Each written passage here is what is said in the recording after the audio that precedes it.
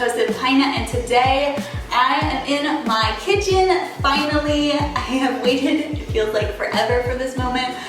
The kitchen is pretty much done. We have a couple final touches. We need those drawer pull things, we need a microwave, but besides that, it's totally functioning. I am cooking, I am baking, and it feels amazing. In the next couple weeks, once we get those final finishing touches, I'll record a kitchen tour slash renovation update and just show you around because I really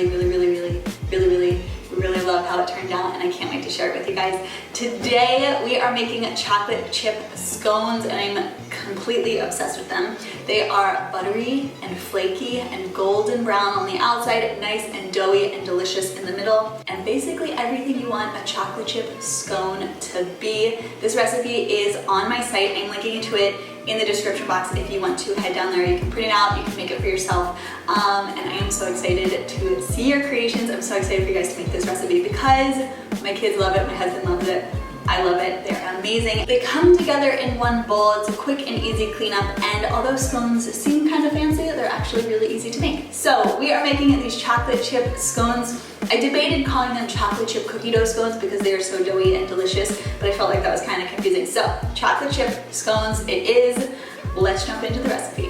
All right, so the first thing you want to do is get your almond flour. I am doing 3 cups of blanched almond flour, and I really like blanched almond flour because it has a really beautiful pastry color, but also it is super fine. It really adds a perfect, delicious, buttery texture to these scones. So that's 3 cups of almond flour, and then I am adding in 2/3 cup of tapioca flour or tapioca starch. If you don't have tapioca starch, you could probably sub in arrowroot flour, arrowroot starch, or even coconut flour. Coconut flour is not my favorite because the texture is a little off, but if you're in a pinch, you can definitely give it a try.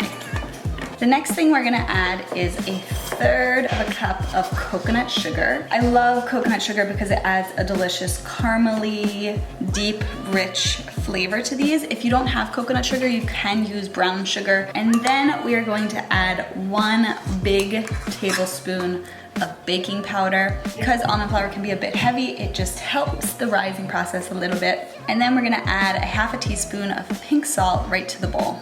So now that we have all of our dry ingredients, I like to just give it a quick mix, get them nice and incorporated. You don't have to go crazy because you're gonna go in there with your hands in a little bit, and then we're gonna add the wet ingredients. So we're gonna crack 2 eggs.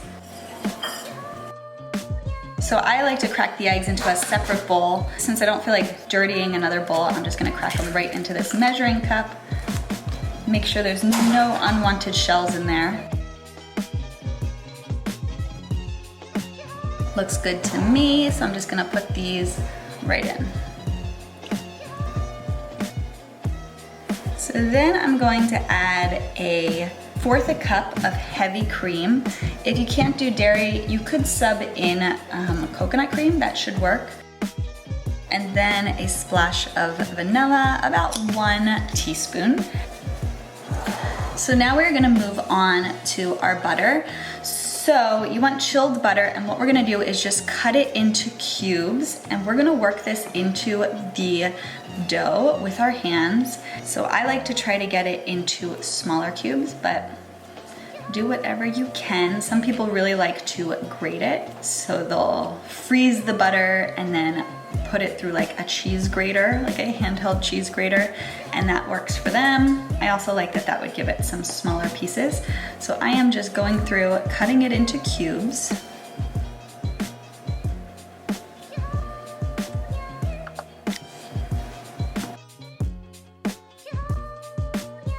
And then you can put these cubes right into your bowl.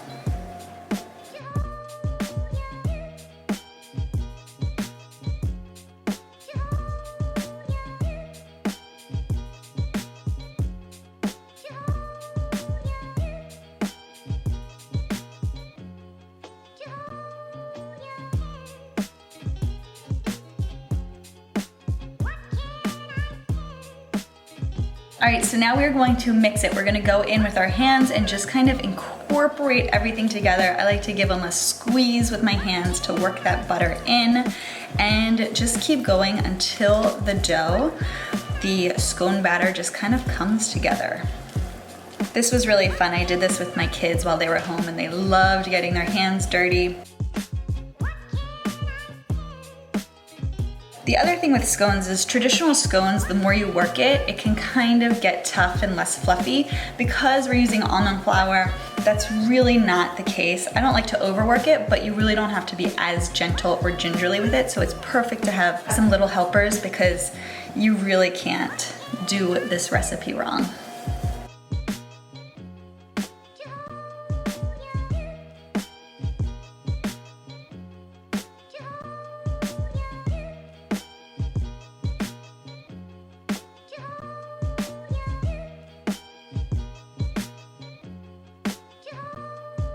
All right, so now I'm gonna add in the chocolate chips.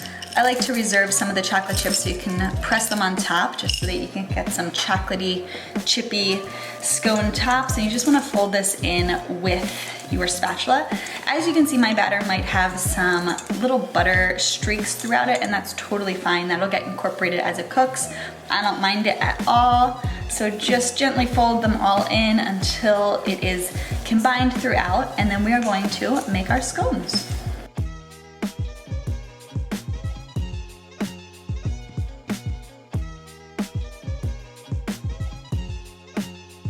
Perfect. So then you want to get a baking sheet, and we are going to line it with parchment paper. Then you're just gonna drop that scone dough right into the center, and you're just gonna form kind of like a flat circle with your hands.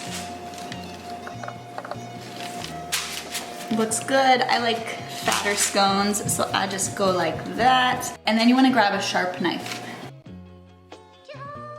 So I'm cutting this into 6 triangles.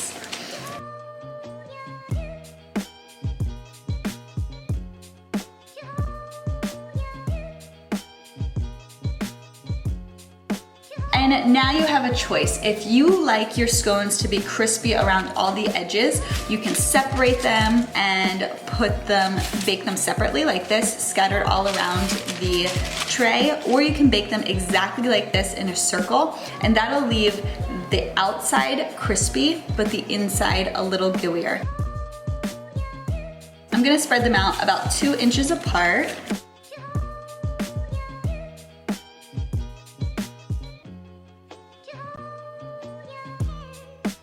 You can see I have my cutting skills are a little uneven. This one's giant, this one's smaller. You wanna try to make them even-ish. All right, and then the last step is you just wanna push a few right into the top. You don't have to go crazy. I usually like to add 2 or 3 or 4, depending on the size.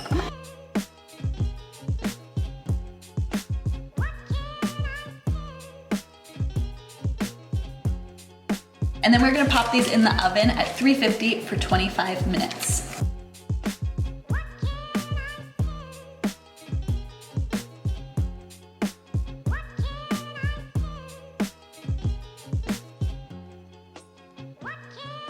And the last step is adding some delicious flaked sea salt on top of these. I'm pretty generous with my flaked sea salt. This is totally optional if you don't like salt, but I love the sweet and salty combination. So go ahead, go crazy with it if you like sweet and salty like me.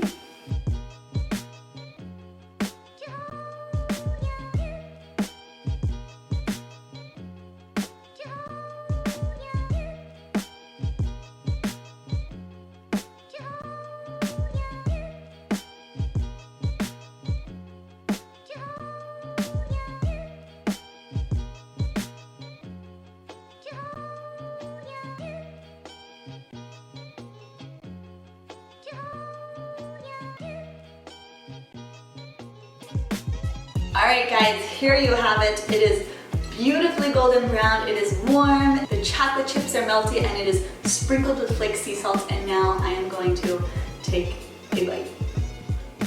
Where? Here. Oh my god. Oh my god.